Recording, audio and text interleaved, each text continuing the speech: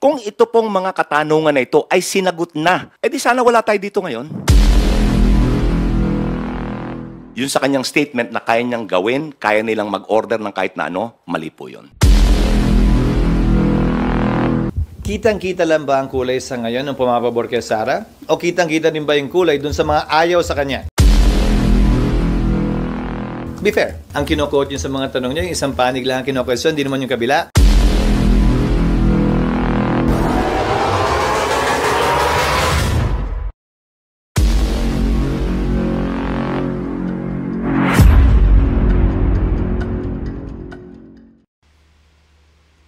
What's up mga katiil? Magandang araw sa ating lahat. Welcome to my channel, Tortolize TV.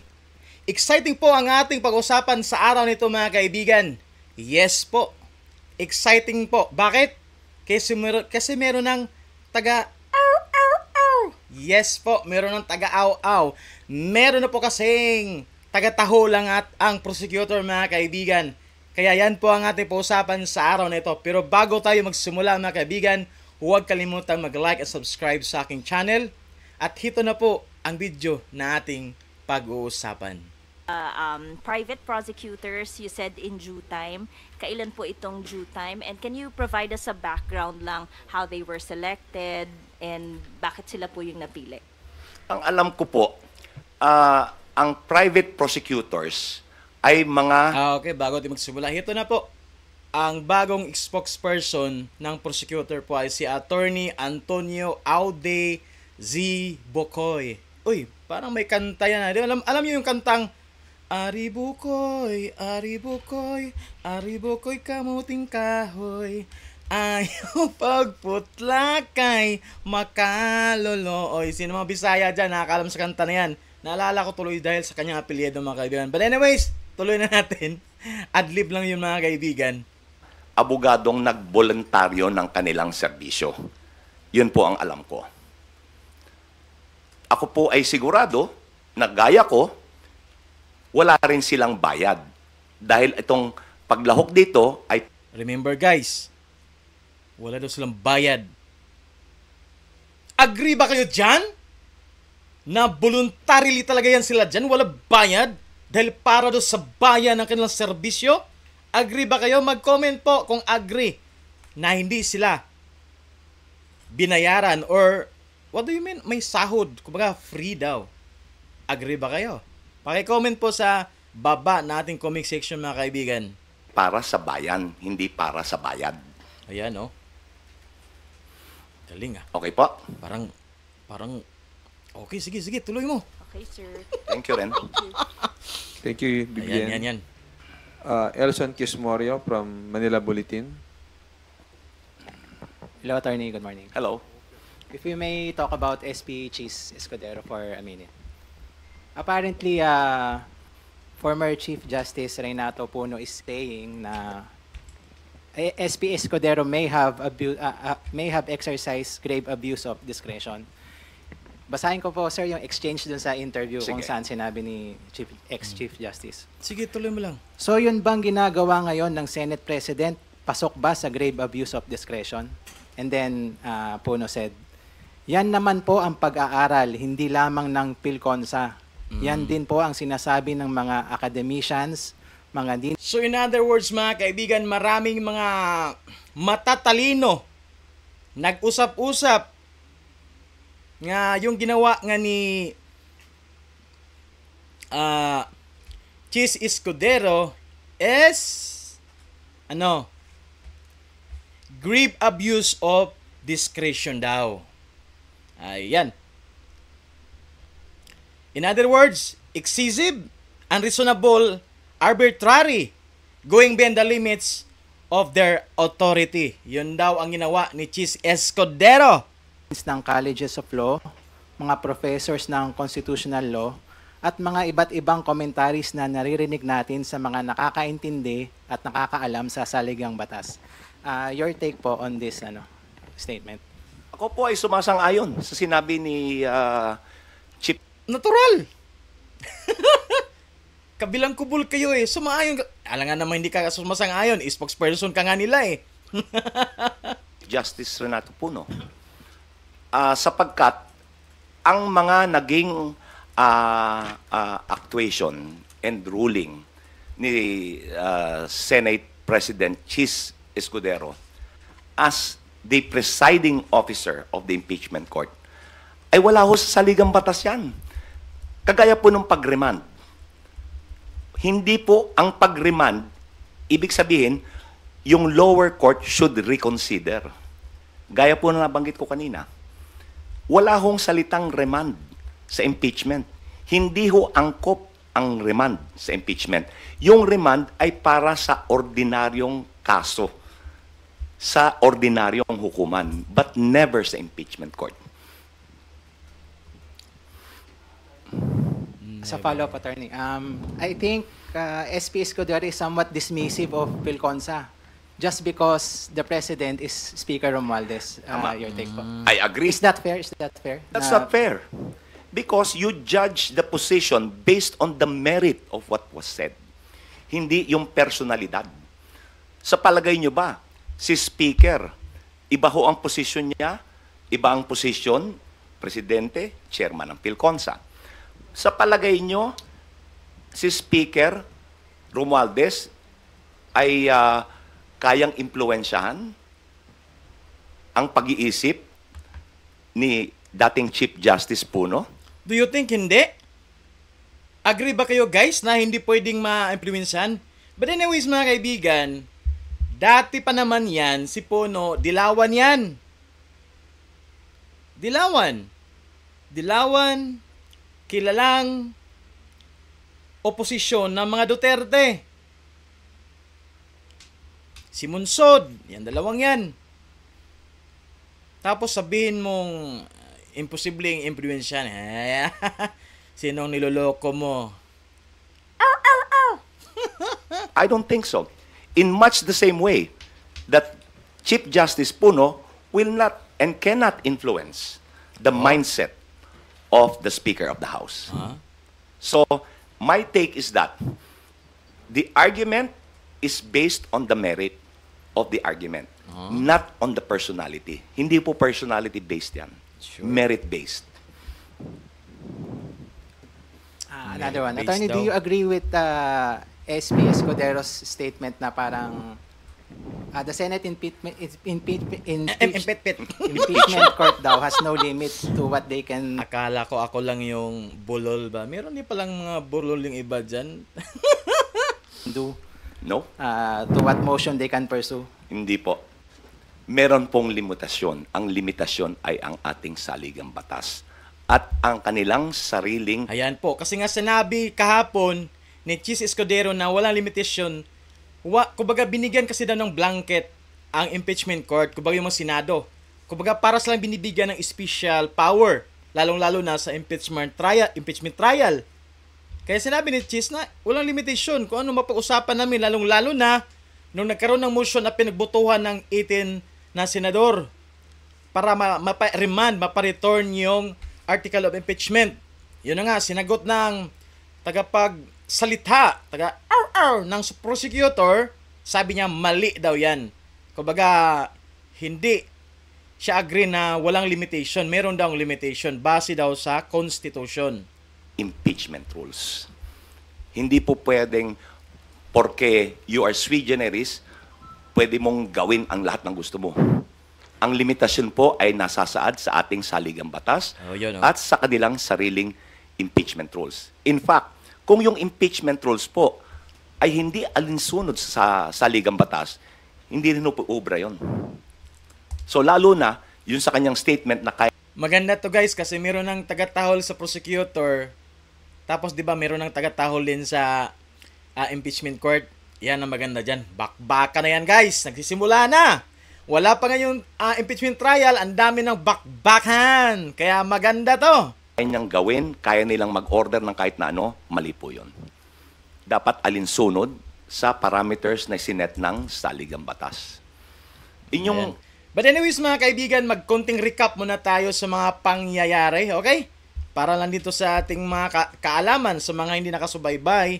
Recap muna tayo, okay? Noong February 5, 2025, naipasa na po yung impeachment. Pinasa sa Senado. Then February 18, nag-file ng petition si BP Sara sa Supreme Court para magkaroon ng TRO or Temporary Restraining Order. Pero so far, ano na ngayon, February 18 until June 17, almost 4 months, wala pang tugon ang Supreme Court regarding sa petition na pinail ni BP Sara Duterte. Kaya ang nangyari, naabutan na lang sa, yun na nga, noong June 10, nag-OTK ng ating mga senador at nagkaroon ng motion to return the article of impeachment doon sa prosecutor. Kaya yun ngayon yan ang malaking question or issue kung mayroon bang nagawang mali ang impeachment court or wala. Ang daming mga expert na nagsasabi na mali yan, tama to, ganyan-ganyan. Pero yun na nga, at the end of the day, lahat ng mga pinag-uusapan sa media or kahit anong mga interview, Supreme Court pa rin ang makabibigay ng final say sa lahat ng yan, okay? Kung inyong tutunghayan, nakahiwalay po yung Article 11 do sa Article 6. Article 6 ho, tungkol sa trabaho ng paggawa ng batas. Yung Article 11 is for accountability. Very specific yung provision ng accountability. Very specific what the powers are. So hindi po pwedeng bardago lang to. Hindi pwede na kung anong gusto, yun ang gagawin. May limitasyon. Really? Last na po, promise. Sige. Ah, May promise pa. nakalimutan. Ano yun? Totoo yan, ha? You've already called out Senator De La Rosa kanina po, no, for being like partisan kasi nag-file na motion. Pero hindi lang naman po siya yung perceived na partisan doon sa Senate impeachment court. So are you worried about that? Ganito po, ano? We will give them the benefit of a doubt. Sapagkat, alam po naman nila yung batas eh. Alam nila kung anong ginagawa nila eh. Nanumpa sila that they will administer impartial justice. Ngayon, tignan po natin kung talagang tutuparin nila yung pinanumpaan nila to deliver impartial justice. The cold neutrality of an impartial judge. Ang tanong, kini-question niya lang yung mga pro Sara Duterte. How about yung mga anti-Duterte na mga senador? Hindi niyo bibigyan ng ganyang mensahe? Kasi nga pabor sa adhikain niyo. Excuse na yung mga ganong senador din? Oh my gula, yun ang problema dyan. Dyan mo talaga malaman, mga kaibigan, nga ang isyong ito, political talaga. Political yan. So, sabihin na nating bias yung mga Duterte senador, we don't care. Ganun naman talaga. Ganun ang demokrasya. Merong biases. May pabor-pabor. Kaya nga may majority, may minority, di ba? Kung saan ka pababor. Ganun yan. Tignan natin. Talagang promise, huli na yan, ano? Okay. Thank you, Elson. Gatsin ang Okay. itong attorney na to, Milky Ergonan from DCRH. Good morning, Attorney Bukoy. Gandang maga po. Uy, Can Ari Bukoy. My God. Ari Bukoy. Ari Bukoy. Okay, tuloy natin. you, how do you describe the composition of I think that song originality sa Cebu yan ba? Sino mga taga Cebu dyan? Alam niyo yata yan yung Kamuting Kahoy na kanta yan eh. Pero may Bukoy kasi. Kaya naalala ko tuloy ang kantang yan. the defense team? Kilala ko po yung mga name partners dyan dahil we are contemporaries sa UP College of Law. Ginagalang ko ang kanilang kakayanan. And I think the Vice President is in good hands. Okay. Agree! In good hands si BP sa kanyang mga defense at sa mga majority ng mga Pilipino. Totoo yan. Nabanggit nyo, sir, nabanggit ni Elson at nasagot nyo rin about the biases of some of the senator judges. So, hindi ba at this point ay sasabihin ng prosecution team to, kumbaga, ay mag-inhibit yung ilan na perceived na kakampi ng vice-presidente? Ganito po yan, ano?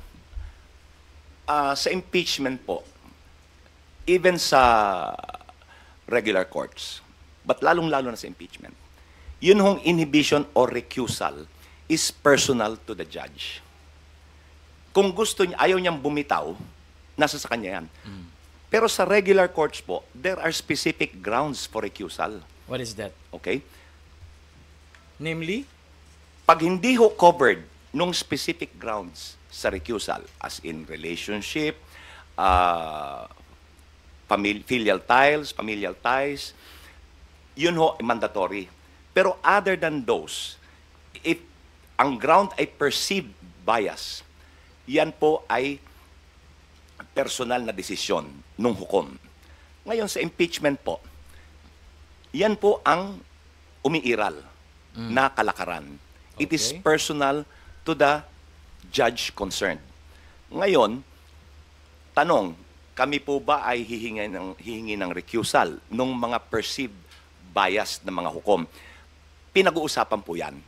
Subalit, kung ito ay magiging dahilan para maantala, siguro isang tabi na lang yan.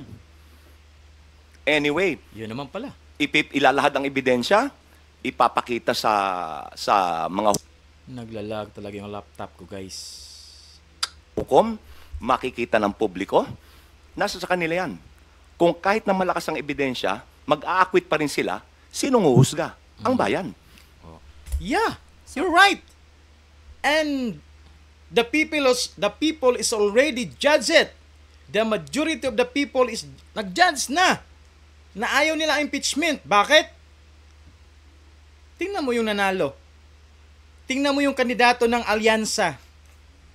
Sino lang lumusot? Lito Lapid? Tulpo? Kasi si Soto at saka si Ping, hindi naman nila solid yan. Di ba? So yung sinasabi mong ang tao ang huhusga sa mga bias, sa mga pro-Duterteng senador, we already judge it. Na-agree kami sa pagiging bias ng mga pro-Duterte na senador. Agree kami na wala talagang kasalanan si BP. Nahumusga na po ang taong bayan regarding sa issue na yan. Attorney Bokoy. So, meaning, Attorney Bukoy, if ever, hindi nyo ipipilit na mag-inhibit sila. Pero pwede bang sabihan na hindi sila magbigay ng mga statements? Kumbaga ay Ano yun? Tikiman mo ng bibig yung mga judge na silang bato. May gulay. panig kay Vice President Okay. Sara kasi hindi pa naman sisimula ang impeachment trial and they will serve as the senator judges. Wala po kami sa katayuan na turuan sila. Tama. Alam na po nila yan. Tama. Hindi na kinakailangang ipaalala pa. Tama. Wala kayong karapatan. Mga prosecutor, wala kayong karapatan na diktahan yung mga judges. Kumbaga, ang impeachment court o yung mga judges doon, hindi nyo pwede diktahan. Prosecutor lang kayo, pwede nga kayo contempt, di ba? Subalit, once umusad ang impeachment trial, meron hong gag order na nasa impeachment rules. Okay. Bawal magbigay ng mga opinion, Mm. bawal magbigay ng mga pahayag ukol sa merito ng kaso, ang prosecution, ang depensa, pati na ang mga hukom. judge. May gag order po na nakalagay Yeah. doon sa So lahat, tikom ang bibig kung anong nangyari sa hearing. impeachment rules ng Senado. Okay? Salamat po. Salamat din po. Thank you, Milky. Okay, Thank next. you, Milky. Let us now acknowledge Dwight De Leon from Rappler. Shoutout ko muna yung mga bumalik sa aking channel at nanood sa aking reaction video. Salamat guys ha. Yung mga bumalik, mga returning viewers dyan. Sa mga bago naman dyan, huwag po kalimutan mag-subscribe, mag-like, i-share nyo po sa inyong mga kaibigan na meron pong bagong reaction video vlogger. And that's me, si Katiel. Joke lang. Hello po, good morning po, attorney. Tama ba, attorney? It wouldn't be in the best interest of the prosecution to push for the inhibition of some senators because you still need 16 votes to convict? Or magbabago po ba yung numero? Kami po ay umaasa na bubuksan ng mga hukom ang kanilang mga mata at titimbangin nila ang ebidensya. Lag talaga yung laptop ko, guys. Kung magmo-move ako, nag-i-stop. Nagkulay. Ngayon, meron po mga identified na kumikiling sa nasasakdal. Oh. Meron din po naman na swing votes. Yeah. Ngayon, yung pong kumikiling, umaasa kami that the evidence Hanggang asa na lang kayo, mga kaibigan. Attorney, hanggang asa na lang kayo. Sigurado yan. will convince them to be impartial and to vote. Kung kinakailangang mag-convict, they will convict. Kung kinakailangang mag-acquit, they will acquit. Lahat po ay depende sa ilalahad na ebidensya. So, para sa akin po, let's give them the benefit of a doubt. Okay po. Attorney, may specific person po ba from the House who tapped you to be the spokesperson? Is it Speaker Romualdez or anyone from the House? Hindi po, hindi ko nakausap si Speaker Romualdez. Hindi daw, oh. Ang mga kaibigan ko po sa private prosecution, ang kumbinsi sa akin, ang lumapit sa akin na kung maaari ay tumulong ako. Maaari po dahilan sa nakita nila ako na naging resource person sa Magaling kang tumahol, kinakita ka nila, kinuha ka nila. Magaling ka. Kaya kinuha ka. ilang interview sa teleradyo and dahil kilala ko rin naman sila, sa palagay nila ay nasa kakayanan ko na maging tagapagsalita. Oh. Sir, I check your portfolio. It said that you're... Magaling to, guys. May mga moves ba? Sana ito yung ipinalit kang Yussi Castro. Hindi muna binasa ng 215 lawmakers yung impeachment case bago ito pirmahan. What do you make of this po? Yan po ay unang-una. Ito pong mga pumirma ng impeachment, ng articles of impeachment, ito po naman ay mga mambabatas eh. Ay, wait lang. Po, dahilan sa nakita nila ako na naging resource person sa ilang interview sa teleradyo and dahil kilala ko rin naman sila, sa palagay nila ay nasa kakayanan ko na maging tagapagsalita. Sir, I check your portfolio. It said that you're a member of FLAG and Mabini. Can you just give highlights of your career as a human rights lawyer as well? Ako po ay naging kasapi ng FLAG. Nung ako po ay nasa College of Law pa. Estudyante pa lang ako. Ito po yung panahon nila Jose W. Jocno, nila Joker Arroyo, at ni Lorenzo Tañada.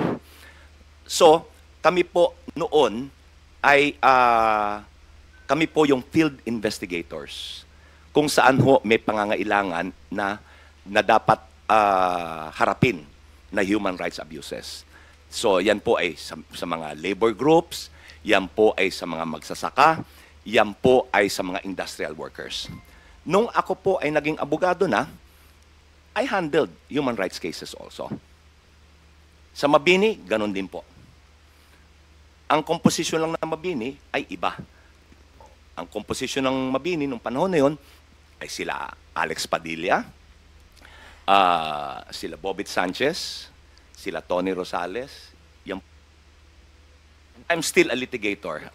Intellectual property is one of our fields of practice. Okay po. And attorney, may nakita lang akong post somewhere na nakalagay ICC accredited lawyer. Is that true? Or No, I'm not an ICC accredited lawyer. Hala. Okay po. Sige. Mali po yun. Okay po. Sige po. Yun lang po. Thank you. Ah, baka totoo yun, ha? ICC ka, ha? My God. Salamat din. Thank you, Dwight. Earl Tobias from IBC 13. Good morning, Attorney Odi. Morning. Sir, hingi lang po ng reaksyon sa meron po kasing mga bagong aligasyon na galing kay Vice President Sara Duterte. Babasahin ko na lang po. Sige po. We all know that, first, the congressmen did not read the articles of impeachment. Second, many of them receive a budget or many in exchange for their signature. Ang context po nito o ang tanong ay parang allegedly, sinasabi ni VP Sara Duterte na hindi muna binasa ng 215 lawmakers yung impeachment case bago ito pirmahan. What do you make of this po? Yan po ay unang-una.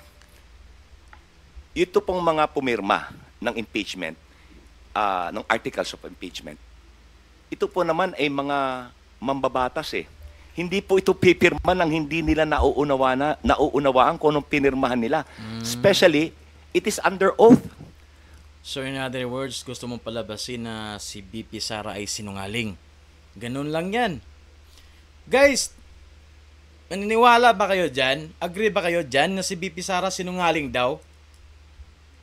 Kasi sinabi ni BP Sara kahapon, iba dyan mga ibang mga congressman dyan, hindi nga binasa yung article of impeachment, pumirma lang diretso. Ang iba dyan, yun na nga, binayaran daw, may natanggap na pera daw. Yun ang sabi ni BP Sara kahapon. Diba? Sabi niya, pipirma ba daw kung hindi not, kasi magkaroon ng perjury daw na issue daw or whatsoever. Sinungaling daw si BP Sara, guys. Agree ba kayo dun? Papayag ba kayo dun na sabihan ng ating Vice President na sinungaling? Lahat ng sinabi ni BP kahapon regarding sa congressman ay propaganda lang? Maniniwala ba kayo dun? Paki-comment po kung agree kayo or disagree mga kaibigan sa sinabi ni Attorney Bukoy. Ari Bukoy. Pag under oath, that is under pain of perjury. Hindi naman nila siguro isusungan sarili nila sa ganun. So, palagay ko ay, propaganda na lang yan. Ala. Propaganda daw, guys. BP, sagutin mo nga to bukas o mamaya. Propaganda din yung mga sinasabi mo. Sabi ng tagapagsalita ng prosecutor. My God! Up with that, attorney, kasi even with the start of the Good Government Committee hearings nung nauungkat yung anomalya ng confidential funds with the OBP and the DepEd, the BP has shown several allegations to the House. As the spokesperson, would you expect a change of attitude from the BP when it comes to the proper time na humarap na siya sa impeachment trial? Kumbaga, sa halip na personal allegations, ay sagutin ng direkta yung articles of impeachment mga kaso sa kanya. Yan lang ho ang paraan para niya depensahan ang articles of impeachment. Sagutin niya. Kung ito pong mga katanungan na ito ay sinagot na ng Vice Presidente during the Quadcom at nanumpa siya, di sana wala tayo dito ngayon. Hindi, kasi base na rin sa mga sinasabi nila ni Attorney Salvador Panelo, yung iba mga kakampi natin mga abogado na tama yung ginawa ni BP na hindi mag-oath, hindi magsalita, sumagot sa kanilang mga katanungan kasi gagawin yung ground or evidence sa panahon na magkaroon ng impeachment trial laban kay BP. So in other words, ipopost nyo naman yan na kakasuhan talaga si BP na impeachment, din doon na lang si BP Sara sasagot sa formal na impeachment trial kaysa doon sa hearing na yan. Makukuha lang si BP doon ng ebidensya. Ganun yon, Attorney Dokoy. Kaya si BP, tikong bibig lang. At hindi nyo rin pwede mapilit si BP that time. Kaya yung sinabi mo kung sinagot ni BP, no. Okay, tuloy natin. Kung katanggap-tanggap naman yung kanyang paliwanag, siguro wala tayong impeachment ngayon. Hindi po ba? Ang problema, ayaw niya manumpa, ayaw niya sagutin. Gaya po ng confidential fund. Anong sagot niya? Confidential fund nga, kaya hindi pwedeng pag-usapan. Mali yun BP, mali ka daw. Sabi ni Ari Bukoy. Nako, BP guys, mali daw. Sabi ni Atty. Bukoy. Nako, sasagot talaga si BP nito. BP, sinabihan kang mali, Bad to bad. Attorney, last na lang from my end. You said na nga kanina po na parang wala sa Constitution. Basically, yung pagmumosyon ng mismong Senator Judge and that Senator De La Rosa himself is acting like a defense counsel. With that po, is it also fair to now state that whatever happened to the Senate sets a bad precedent doon sa 20th Congress na mag-hold ng trial? Kasi parang laging nakabinbin or hanging by a thread yung pagtuloy nito with just one motion pwedeng ma-dismiss. It's a bad precedent. It's a terrible precedent. Dahil hindi ito alinsunod sa saligang batas. Ang trabaho ng hukom ay litisin at desisyonan ayon sa ebidensya. hindi maaring i-dismiss na walang paglilitis. Wala yun sa saligang batas. Ang sabi ng saligang batas, litisin at desisyonan. Last na lang, sir. Promise. Promise din, ha? As the spokesperson, do you have a direct Si ano na to? Si spokesperson promise. message to the senator judges that will hold the BP's trial in the next Congress? Ang aking pong pakiusap ay maging impartial. Deliver impartial justice nang naaayon sa ebidensya. No personal preferences, no party affiliation influences. Nako. Mahirap 'yan. Political issue yung impeachment, kaya yung sinasabi mong ganyan, it will never happen. Tama na po yun. Kontento na ako doon. Salamat din. Thank you, Earl. Lenesca Panti from GMA Online. Ganito nangyari, guys. If ever yung alyansa ng mga senador ang nanalo, syempre lahat ng sasabihin nun anti-VP Sara. Sasabihin din kaya niya na dapat impartial sila? I don't think so. Good morning, attorney. Morning. Sir, yung sa about the counsel, the defense counsel of the vice president, is there any legal impediment on the part of the House? That's why it wasn't received, the notice of appearance. May legal impediment po ba? That's why Hindi ko po na, kasi bago lang ho yan eh. Nangyari yan kailan? Kahapon lang? Hindi ko pa ho nauusisa kung ano talaga ang nangyari. Ngayon, hindi ko alam kung may impediment, kaya hindi tinanggap. Or kung ano ang dahilan kung bakit hindi tinanggap. Gaya po ng nasabi ko kanina, no harm, no foul. Dahil yung service of the entry of judgment was tendered. So as if it was received. Wala hong danyos. Thank you, sir. Salamat. Follow up lang po. Promise din. I didn't say promise. Okay. Nako. Spokesperson promise. Attorney Bukoy. Ari Bukoy. Just one follow-up question. Can you just explain? You mentioned a while ago that the House and the Senate both are continuing bodies; they are constant. Can you just drive the point that why this impeachment trial can cross to the 20th Congress? Because the other camp is always arguing that, the composition of the 19th Congress that endorsed this complaint is not exactly the composition of the 20th Congress. Gaya po ng nasabi ko kanina, ang institusyon does not expire. Gaya po yan sa collegial body, no? Collegial body meaning judges composed of more than one. Kahit na ho magpalit yung mga hukom doon, hindi naman back to square one yung paglilitis eh. Tuloy-tuloy po yan. Ganon din po ang impeachment court. It doesn't matter what the composition is because the institution survives. It does not expire. It is the legislative function that expires. Thank you po, sir. Alam ko magpapromise ko.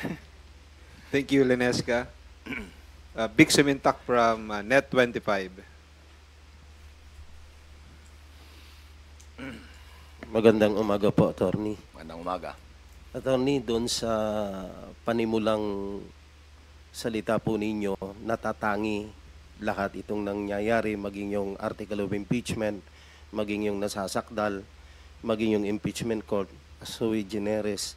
Pero sinabi nyo rin na yung maging ng sina Chief Justice Puno, maging ang Pelconsa, maging sa inyong panig mismo, ay tila nagkakaroon ng pagmamalabis batay na rin sa sinabi ni Senate President Escudero na walang limit kung ano yung gusto nilang gawin. Ang tanong ko po, sa ganitong mga pagmamalabis na napupuna ng mga legal luminaries diyan sa impeachment court na maaring lumalabag sa saligang batas, sino po ang pwedeng sumawata at pwedeng magpapigil o magtuwid sa impeachment court? Kung meron pong pagmamalabis, gaya nung sinabi ni Chief Justice Puno, abuse of discretion, under the expanded jurisdiction of the Supreme Court, sila ang pwedeng mag-awat. Subalit, hindi po garantisado na ang Supreme Court will assume jurisdiction because they will respect the, well, ito po, no? Pwede silang manghimasok, pwede nilang sabihin na ito ay pagmamalabis. Tama. Hindi sila pwedeng mahimasok sa impeachment court, the judges, or kung anong mapadesisyonan, hindi pwede. Pwera na lang, kung merong gagawing petition, ipasa sa Supreme Court. Ganun yun eh. Pero kung anong nangyayari sa, tama yan, kaya sa tama din yung sinabi ni Bokoy dyan. Although, ang nagipong kalakaran, the Supreme Court will respect the internal rules and yung kalakaran ng Senado as an impeachment court. Pero sa sagot sa tanong ninyo, tanging ang Supreme Court po. Maganda itong mga ganitong topic, guys, no? Kasi yung utak natin nabibigyan ng 1% na law, mga batas,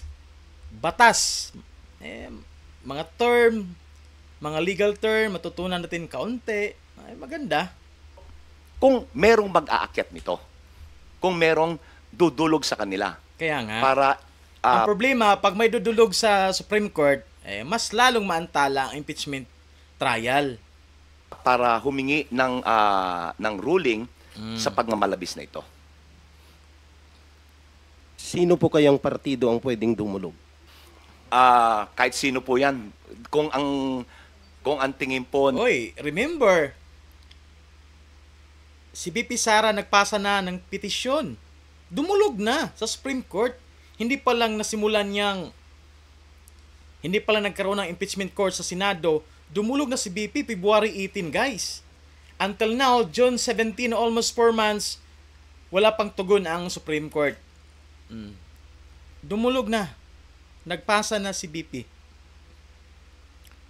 Ang akusado ng defense may pagmamalabis na lugi sila o na agrabyado sila. Ngayon, sa prosecution po, depende. Although ang prosecution, pwede pong it can be a recourse available for the prosecution. Okay. Last na lang din po, promise po. Nako, si spokesperson promise na talagang pangalan ni Atty. Bokoy nito. Sabi po ninyo, at saka nung ipadala ng House of Representatives yung article of impeachment sa Senado, naninindigan ng prosecution team na mayroong presumption of legality and regularity ng article of impeachment. Pero pagdating po nung ma-constitute ang impeachment court, ang desisyon ng impeachment court under SP Chis Escudero as presiding officer, niremand po nila yung impeachment, article of impeachment. At noong huling araw po ng sesyon ng 19th Congress before the Senate adjournment, nagpatibay sila sa plenaryo ng isang motion or resolution not to accept the remanded article of impeachment. Ang tanong... Pero yun na nga, sinabi ni Senate President Chis Escudero, kahit anong man yung mga reklamo nila dyan, lahat yan dapat idaan sa pleading. Okay? Kahit anong reklamo niya. For example, katulad yan, ang prosecutor gumawa ng resolution. Yung resolution nila, idikit nila doon sa compliance nila regarding sa request ng impeachment court. Idikit nila sa pleading. Okay? Paripasa doon. So, lahat yung mga reklamo, mga whatsoever dyan, lahat dadaan sa pleading. Ko po, dahil sa nangyaring yun, with the presumption of regularity pero ni-remand. Wait lang, basahin mo natin ang meaning ng pleading kasi pa na. Ito meaning ng pleading, guys, oh. Formal written statement by the plaintiff or the prosecutor or the defendant. Depende sa kanila. As a group, guys, for example, prosecutor, marami sila. Ang iba dyan, nagpapapriskon pa isa-isa, di ba? Dapat, kung meron silang mga pinagsasabi, dapat i-create nila as one statement yan, as a group, para i-dikit, dadaan sa pleading na yan. Maging formal written statement siya. Po ang status ng article of impeachment. Kaya ko natanong yan, attorney, kasi maging sa panig ng depensa, mukhang si Vice President Sara Duterte ay nagre-refuse to answer the summons of the impeachment court dahil ang paninindigan nila ano ang kanilang sasagutin kung yung mismong article of impeachment ay questionable.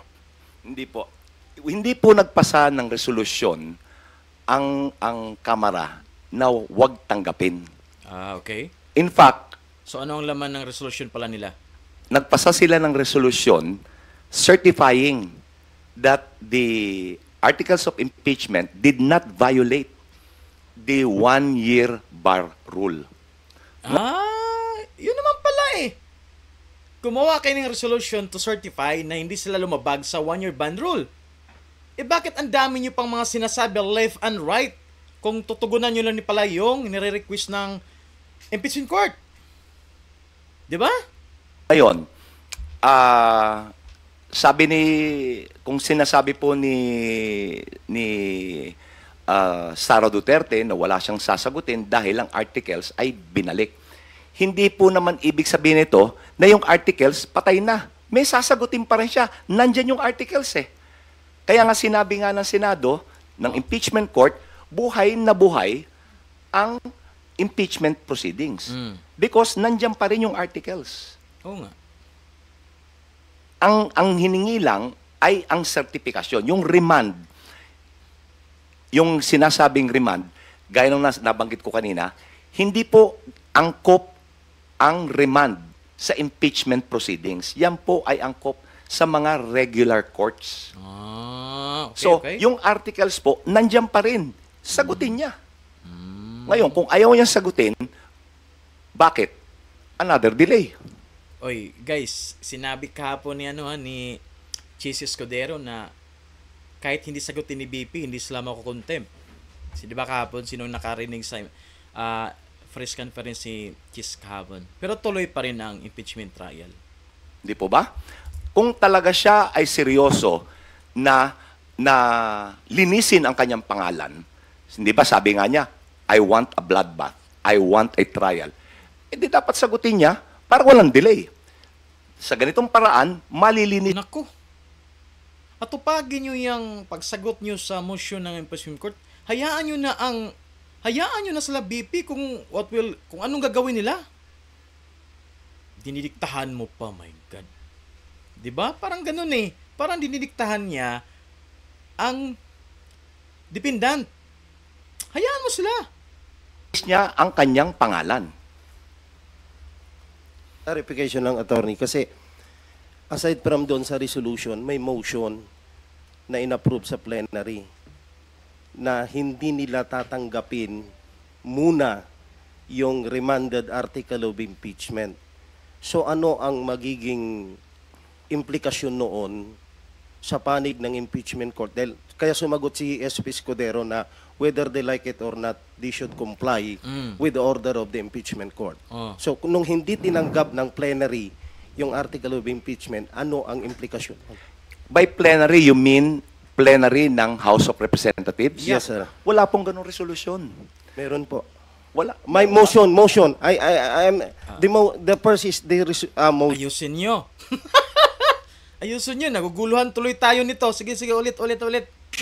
Resolution. And then, may motion po sa plenary not to accept the remanded article of impeachment. Wala pong resolution to that effect. Motion. May motion lang.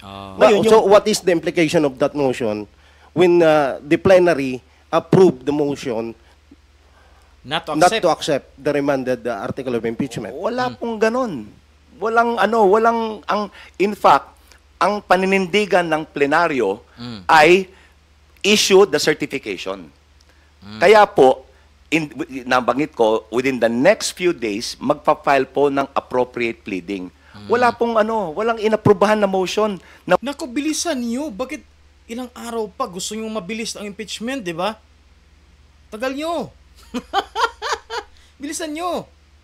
Anong oras na ba ngayon? Alas 3? Ngayon na. Huwag tanggapin. Huwag tanggapin. Yun ang sinabi ni ni Senate President Escudero ay bilang kasagutan sa isang tanong na paano po kung hindi tatanggapin ng plenaryo. Anong sagot niya? Hindi, dapat sumunod sila kasi kami ang husgado. Wala akong alam na inaprobahang motion na huwag tanggapin. Okay. Hindi po yun ang posisyon ng ano. Wala pa pong ginagawang posisyon. Ukol dyan, ang... So in other words, yung sinasabing hindi tanggapin yung remand, wala yun. Wala yun, okay? Are you done with your questions, Vic? Parang hindi na-inform si spokesperson Attorney Bocoy ah. Okay. Marian Enriquez from TV5. Hi, Hello. good morning, sir. Okay, I think guys, that's it lang muna. Tama na yun. So, dito na tayo ngayon sa summary ng ating pinanood na video sa press conference ng bagong spokesperson o tagapagsalita ng prosecutor. Yun na nga guys, sinabi niya mismo na yung sinabi ni Chis Escudero na walang limitation ang impeachment court, sabi niya mali yan.